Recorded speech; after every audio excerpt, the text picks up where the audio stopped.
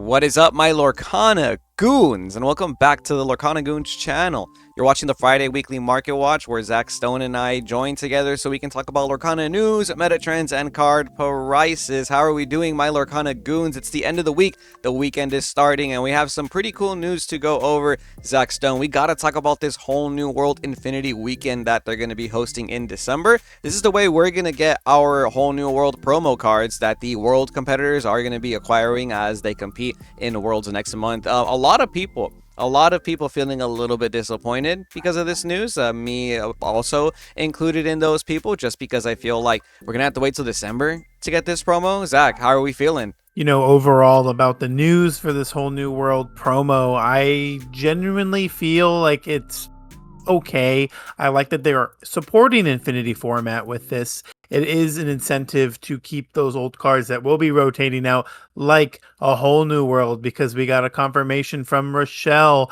that a whole new world is rotating out and the promo cards do not count towards card set legality. So what you want to pay attention is where the set is from, not necessarily when the card's released. Even though it's a promo card that you will be getting in December, the set code is from the first chapter, set 1, meaning that set will be rotated out around that time. It's Wow. unfortunate. That's one of my favorite cards. And yes, Whole New World leaving us is a good thing for the game overall. However, there is other cards that they're printing that do similar things. So I like the direction this game is going. A moment of silence for all of the whole new world enjoyers.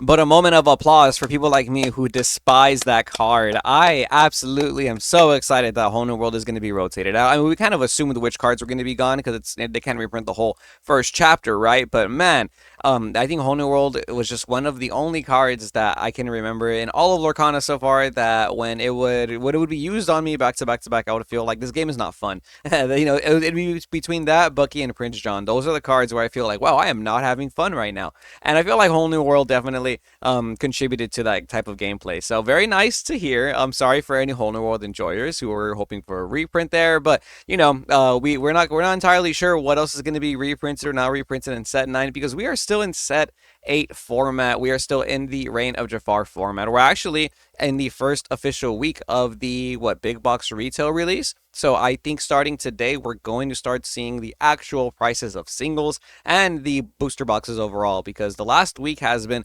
very interesting. A lot of cards since our Friday Market Watch last week.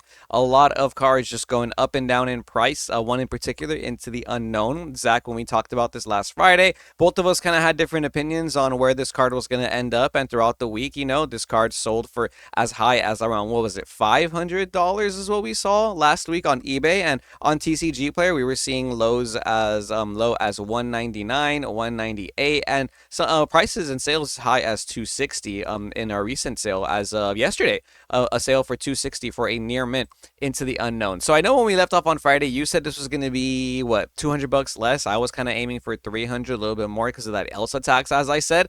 Today it's sitting at lowest verified $299, but most recent sales are $260. How are we feeling about Into the Unknown Enchanted? This is a very unique card. I think collectability wise, it'll hold its value. But like I said, 200, you said 300. It's looking like it hit both those prices, right? It's going in a fluctuation mode. And like we did mention earlier, that the big box release, that means Target, Walmart, all those other stores are going to be having their Reign of Jafar products available. You will be able to buy Reign of Jafar cards from more stores now, with more of those cards being in circulation. And I do believe that this price could go down. It's more than likely going to hit around like 200 to 250, like we're already seeing. It is around $300 at its lowest listed. However, no sales at that price, which means, is it worth 300? Only time will tell. More enchanteds to go over from our Reign of Jafar recent set. The Stitch Experiment 626 most recent sales are as follows. We have one from yesterday for $204, but before that, we didn't have any sales outside of the weekend until I think this was Thursday on June 2nd for $225, then $195, $175 before that. So the card has been going up in price. Last week they were selling for around $160, $170, right when the set was after the set's release, and they've just kind of been climbing back up to $200. So today our lowest verified is going to be 215 by MPLS Card Exchange. Shout out you guys. And the market price is still at 175, so maybe you'll be able to find your Stitch at around $200 or less, which is pretty cool. If you like the recent enchants, these two are probably going to be the big chases, the big hits from the set, right? A couple other ones are in like 100ish, 150 plus range, like the Rapunzel and the Jasmine, the princesses. Those are some safe hits. And then we have some even cheaper ones, like some super cheap enchanted, like the Wreck-It Ralph enchanted. I believe I looked at that one this morning. It was like $60. I didn't even want to put it up on the Market Watch in this video because I felt bad. I felt so bad for it, but.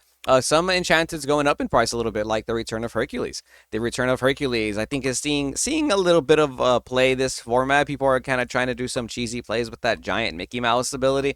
Playing this on turn 5 to cheat out some big characters. And today, lowest verified, you're gonna have to pay around $75 by Kayfabe Cards. Shout out you guys. But after that, DNX Provision is gonna have it for $79.99. So from around $65 to $90 is what it's looking like. You can see the sales right here in the middle of May: 65, 64, 51, 69, and recent sales as of yesterday: $77 at the end of May, $89, $75. So I think at least $75 to $80 is what you're going to pay for the Return of Hercules, which is an interesting action. And before we finish our enchanted news, we have the Elsa Spirit of Winter selling on TCG Player this week for less than $900. We have some sales at $799.99, basically $800 for a recent sale yesterday. A PSA 9 selling for $800, and PSA 9s usually are pretty close to the raw asking price. And recent sales in May are $850, $865, $862. So this Elsa price has been coming down for sure.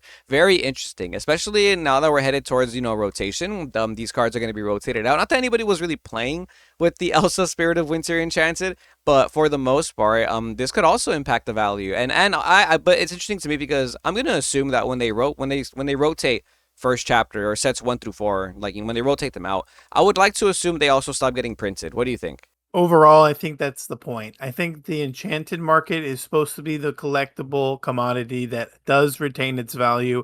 It needs to be worth it for the collectors that are hanging on to these cards from the early days. And overall, I like this card's price point. I think it's a good pickup if you haven't gotten your enchanted Elsas. They haven't gone down this low since I think almost a year ago. And there was one point in time where they were like 400, maybe even like $300, and then they spiked all the way up to like 2 grand.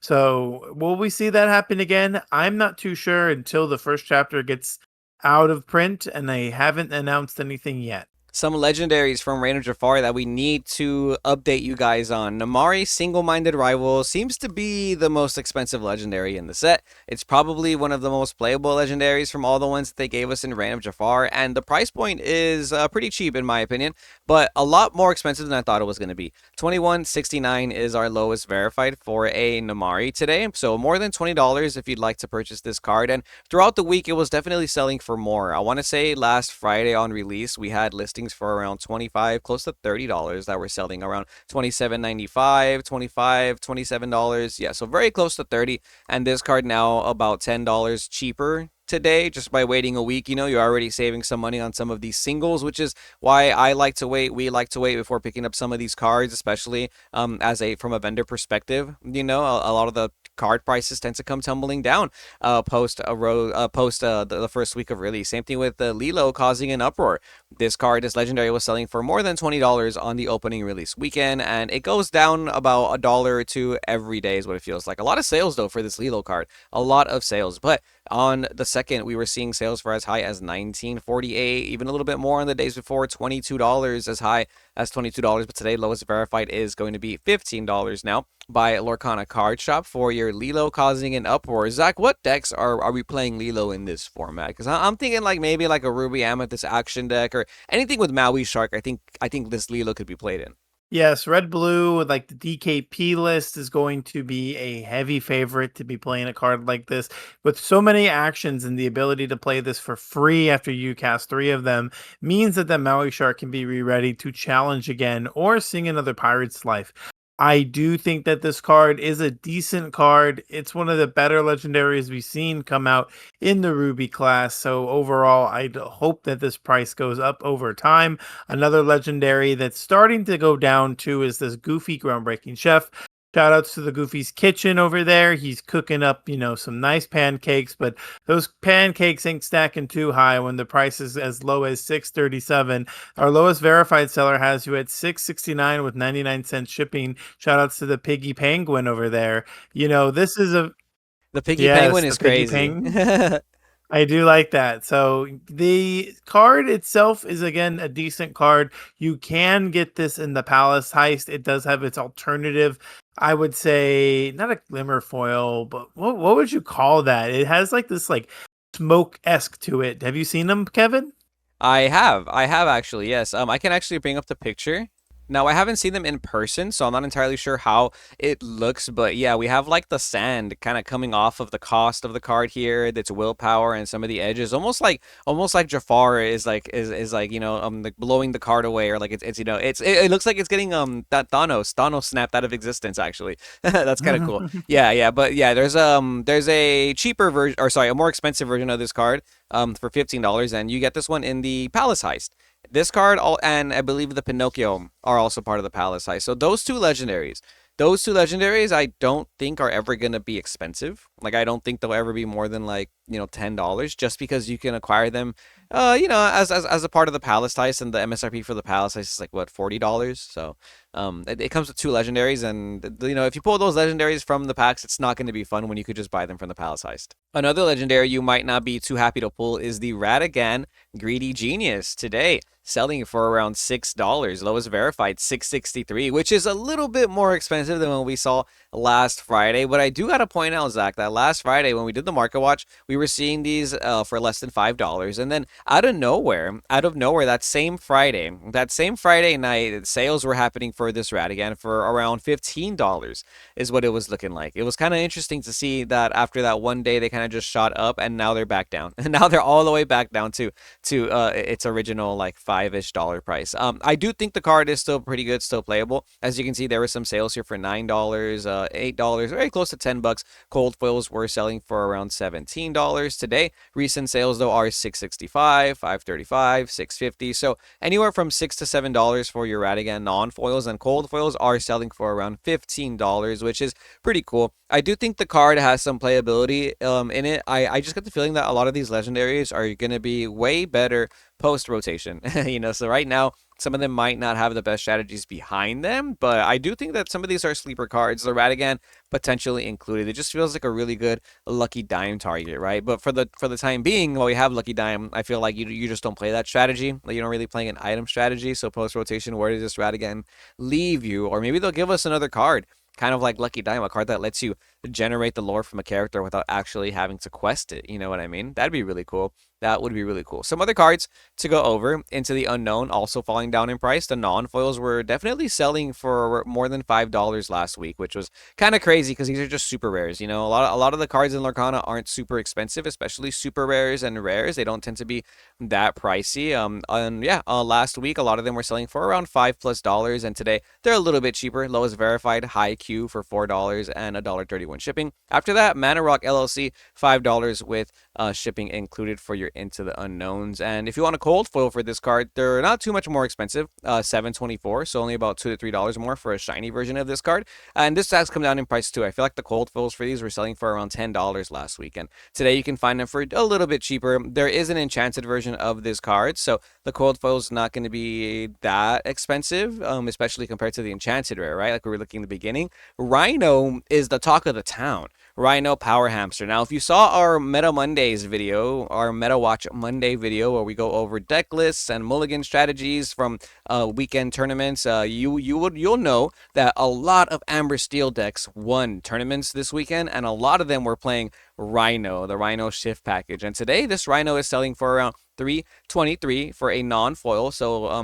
with some shipping, so it's a little bit more than $3 for a non-foil. And cold foils, Zach Stone, cold foils are $15.99 lowest verified, then $17 by Wanna Smash and Wasteland Gaming for a cold foil Rhino. That is awesome to see. The little guy in his hamster ball is rolling up those numbers, and I love the price of this card. I do not have all my 4 copies of this cold foil yet. I really want to play an Amber Steel deck with this Rhino. It's a very strong card, and yes, in our Meta Monday video, we did talk about this card going ham, no pun intended, in a lot of Amber Steel lists. So go ahead and check that out if you haven't yet. And next week we will go over the next round of lists. So make sure you drop your deck list in our Discord. If you guys have not joined our Discord, it's in the description down below. A lot of people are talking about the newest set 8 decks, and they're talking about what decks they're playing for their league. So overall, this card, yeah, talk of the town, coming out of the gates hot. This is the 1-2 buckle my shoe combo if I've ever seen one, Kevin. So do you like this card? Have you played against this yet? Have you faced the wrath of the mighty Rhino? I have online on Lorcanito. There is a lot of people, using these top deck lists. So I think one of the things about it is you're able to play a character on turn two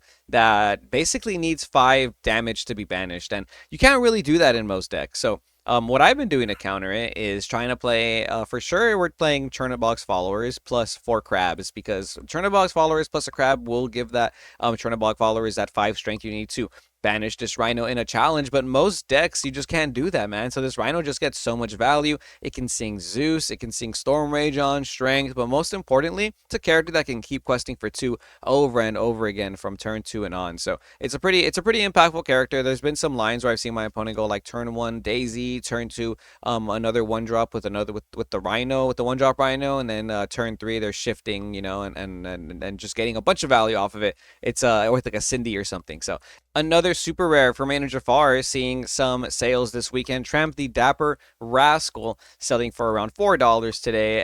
MPLS Card Exchange is going to have it for $3.75 with some shipping fees right there. Then the Treasure Grotto 404 with the $1.31 shipping. So about $4 to $5 for each Tramp Dapper Rascal, which I personally don't even play in my Lady in the Tramp Amber Emerald deck or Chernodog. However, whatever strategy you're playing, I'm maybe playing one if that. I think if you're not playing Rapunzel because you don't want to play Rapunzel, and then you play this card for sure. But other than that, I don't think it's necessary. So $6 for a cold foil seems a little bit too high for me personally. By TC Obsessed, get your bag. Shout out you having the lowest verified today. And if you want to play this card, I think that's a good price, right? But and me, I'm just gonna wait. I'm just gonna wait to get these kind of cold foils because I don't think they're that necessary in the deck that I'm playing. However, I do think the Lady Family Dog and Lady Decisive Dog are very good additions to the Amber Emerald Lady and the Tramp Chernodog deck or whatever deck you want to call that. But I think Lady Family Dog is pretty good. I know Zach, you just told me in the morning that you don't think this card is necessary in the deck, and I wanted to save this for the market watch, but I like it in the deck when I've been playing it. I think what's really cool is the ability to combo off this Decisive Dog with this Lady Family Dog because on turn 3 you can play this lady and then play a Tramp on turn 3, and more than likely what that lets you do is have at least 2 other characters to pump this lady up by 3, and being able to do this multiple times is broken. So shout out the Purple Pansy. They got a top 8 at the Southside Gaming tournament this weekend, and they with not even Chernodog, it was a yellow green Lady and the Tramp dogs, but they're playing Just in Time. And I think with Just in Time, the deck is crazy because you can set up these ladies, play Just in Time, play Cricky, and you either get like a really good value swing or you just quest for 6, which is kind of insane. And Purple Pansy was in our live streams this week. So if you guys didn't know, we live stream every Wednesday and Thursday from 11 a.m. to 2 p.m. PST. And he was helping me out with the deck while I was playing on Pixelborn, and that was really cool. And I think it's a really good deck. I think this card is very strong.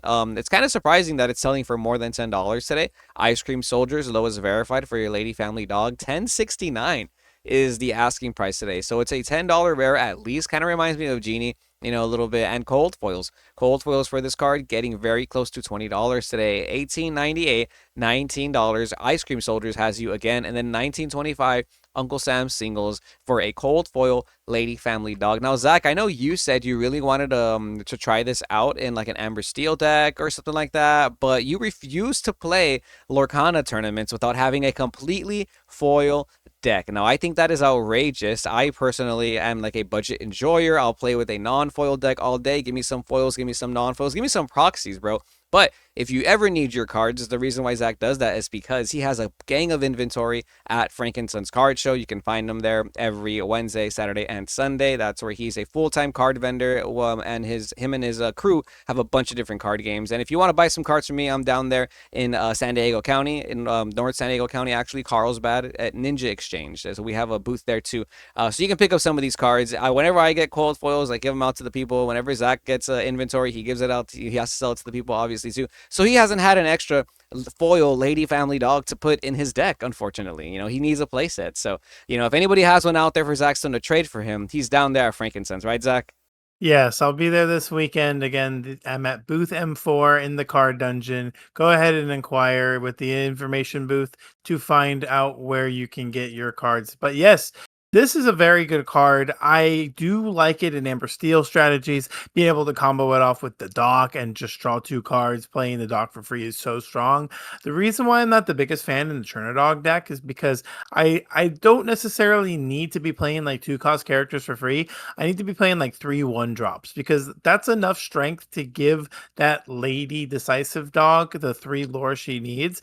But this family dog only plays two characters if you include herself. So realistically, it's not accomplishing that goal. And I don't know how many cards you want to be playing for two, like for free, when you'd rather just pay the two to play them. So I think this card's a little more conflicting. But if you're playing the shift lady and you want more targets, that makes a little bit more sense. But it quests for two. It's hard to give up two quest bodies to shift on anyway. You know what I mean?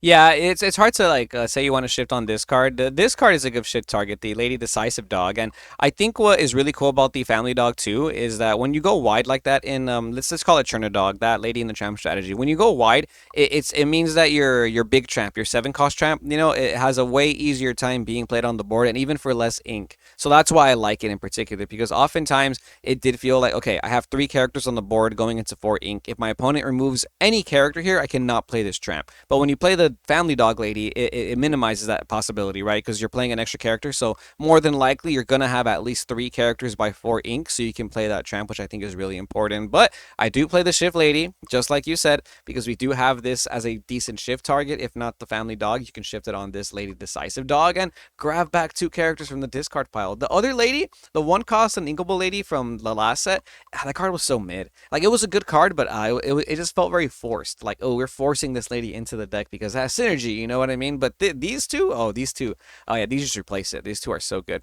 Whenever you play a character, this card gets +1 strength. So that just makes it a character that can actually challenge stuff, which is really good. And then if she has 3 strength or more, she gains +2 lore. This card kind of also reminds me of a Pete, the Emerald Enchanted Pete. Which I think is kind of funny because you can pump these cards up now. I feel like if these cards came out back when that Pete came out, you could have comboed it off because there was less cards in the card pool, right? But yeah, Lady Decisive Dog selling for around 235 this one, so almost $3 for this rare. Cold foils for this card are only $4, which is just about $1 more, which I think is really good in comparison.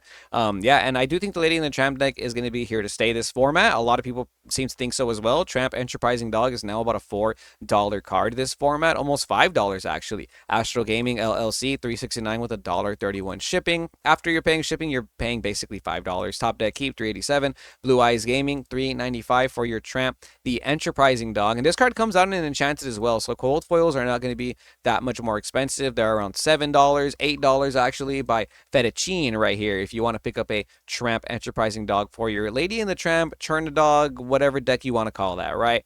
Tamatoa, Happy as a Clam, still seeing some meta play. This card definitely came crashing down in price, though, in the last couple of months or so, especially after all the recent announcements. And today you can find it for around $36 by Hawaiian Dueler. Shout out you. $36 for Tamatoa, Happy as a Clam. I did not think I'd ever see that day. Cold foils are selling for around $40+ today. $44.95 by Limitless Games for your cold foil Tamatoas. I like that these kind of maintain their price, $45, right? That's how much people were paying for regular Tamatoas last format.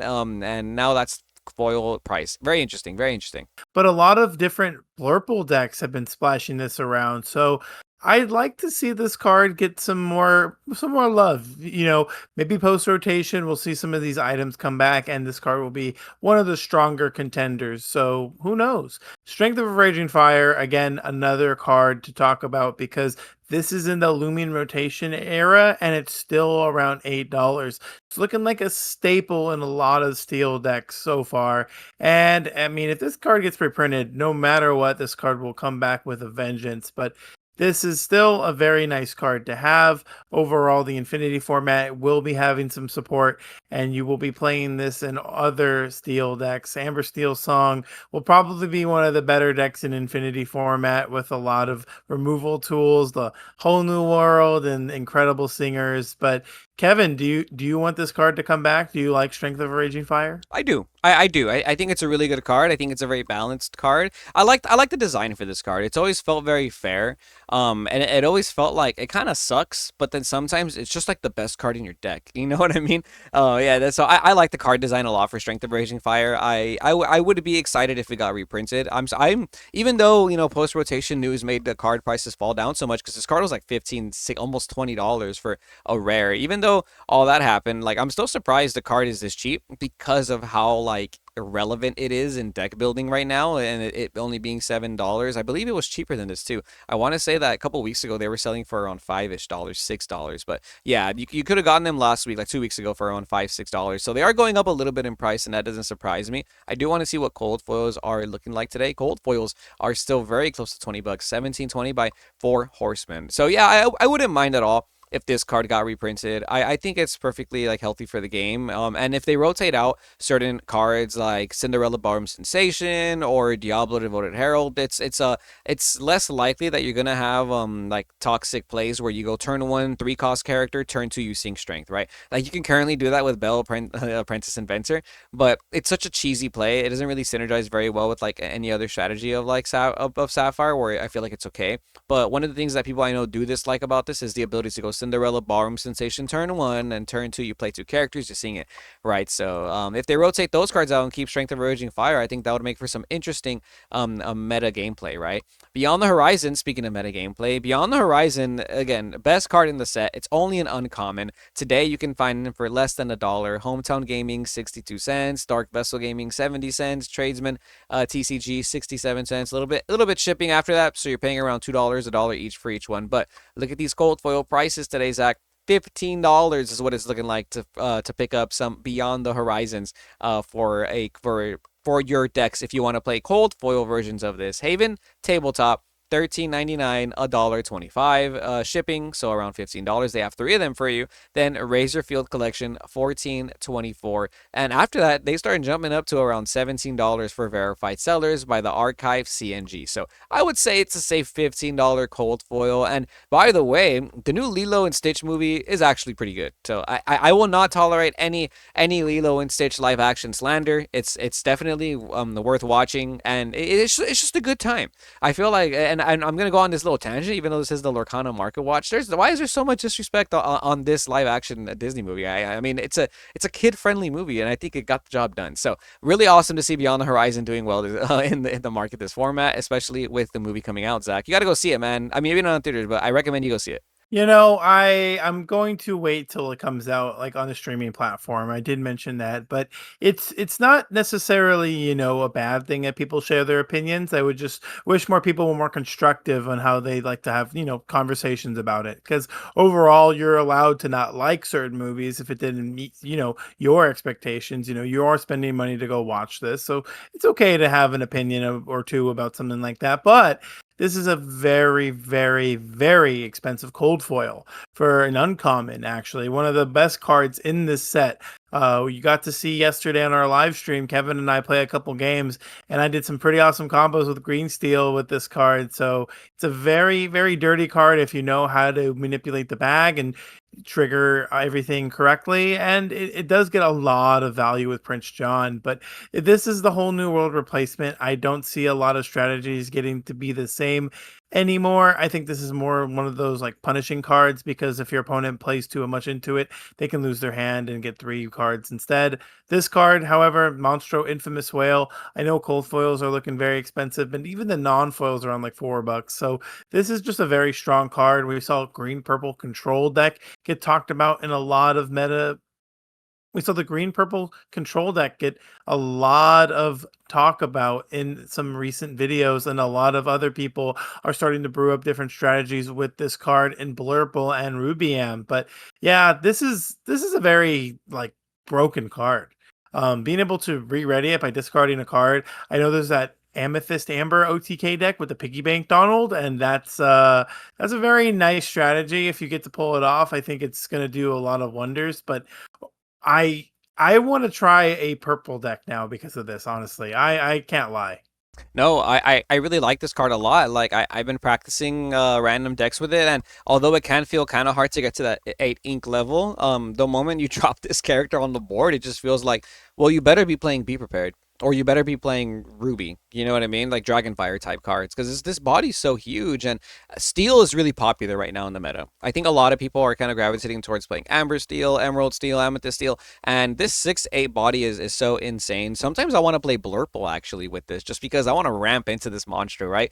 Get there as fast as I can. And yeah, man, you could do some cool plays with like your Jafar Blurple deck even. You can sing multiple times with this card, which is really cool. That's what I like about it, man. You can literally sing friends on the other side, discard a card because you drew two right there, you re-ready it, and then you start swinging, and then you can play Finders Keepers or something. You draw more cards and you start re-readying it. Very interesting. And I think cards like this allow for some future broken combos in Lorcana, right? Another Amethyst card I want to go over. I want to go over before we call it a day. The Palace Guard Spectral Sentry. These are selling for about $1 each on the cold foil. Bill Guns Gaming 90 cents with $1.31 shipping. Then the pre-sale place 115 with $1.15 shipping. So around close to $2 for each Palace Guard, which I think is pretty cool. I like this card a lot. It's been very good to me in testing. I do think though that it needs to be Chernabog's followers plus Crab as like your deck building strategies right now because of the Rhino. Maybe your other one cost card can be Palace Guard or something else like Rafiki. That's what I've been trying. And then last but not least, Abu, the illusory Pachyderm, selling for a little bit more than $1 today. This uncommon cold foil selling for $1.20, $1.22, around $2 each, $2 to $3 each for this cold foil. Zach, are you trying this out in any of your Amethyst Steel illusion strategies? I know somebody brought up something interesting with that new Lumiere from this set and this card. So, if you are playing against red blue items and they have the Lumiere in play and they have like 6 or 7 items, you can go, I find them, I flatten them, banish all their items. That Lumiere has to gain that lore value. So, it'll be like a 9 or 10 lore. And you can quest with this character and gain that lore because it will still gain lore with the items being banished. And Okay. it's very interesting. I don't think that's why this card has a higher price point. I think it's because it's more of like an illusion card that probably sees a lot of play in those Jafar decks. And just kind of mention that some of these cold foils from this set have a decent price point, guys. So if you guys are buying product, opening packs, and getting some of these cold foils, you got some decent trade bait to get some of these other playables that we talked about in this video. So make sure you guys are just checking on prices. Make sure you guys are going over what makes sense and what's fair. And it's just something to think about because every card, in my opinion, does have value. Reign of Jafar booster boxes and sealed product are going to be available at your local game store and big box retailer starting today. So make sure you go check out your local Targets, your Walmarts, your haberdasheries to find some Lorcana packs, some troves. Maybe if you want to get some booster boxes online, you can still find them for around $115, shipping included by lowest verified MCTCG right here. So I think the market price for this box is going to stick around 115, 120 for the time being. I do think some of these enchanted have some pretty decent potential to be some nice hitters, some nice hits, like Into the Unknown as we were talking about. So I wouldn't be surprised if this box ends up being a little bit close to the Arcasia's Island price point, when it was at around 125, 130. But right now you can get them for less than MSRP, which is what was to be expected, right? So go to your local game stores, go to your Targets, find some product, bless them pulls. Let us know what you pull by joining our Discord below. We're Kevin and Zach, part of the Lorcana Goons squad. Thank you so much for watching. Everybody's still here. If you like the content, be sure to like, comment, and subscribe because it does support the channel. And if you guys do well in any tournaments this weekend, be sure to drop your links in our Discord below so you can be featured on our Meta Watch Mondays video. But until then, remember to stay tuned to Lorcana Goons. And we'll see you goons next time.